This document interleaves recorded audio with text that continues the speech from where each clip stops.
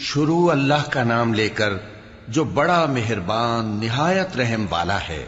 اے پیغمبر صلی اللہ علیہ وآلہ وسلم، جو عورت تم سے اپنے شوہر کے بارے میں بحث و جدال کرتی اور اللہ سے شکایت رنج و ملال کرتی تھی، اللہ نے اس کی التجا سن لی اور اللہ تم دونوں کی گفتگو سن رہا تھا۔ کچھ شک نہیں کہ اللہ سنتا ہے، دیکھتا ہے۔ جو لوگ تم میں سے اپنی عورتوں کو ماں کہہ دیتے ہیں وہ ان کی مائیں نہیں ہو جاتی، ان کی مائیں تو وہی ہیں جن کے بطن سے وہ پیدا ہوئے۔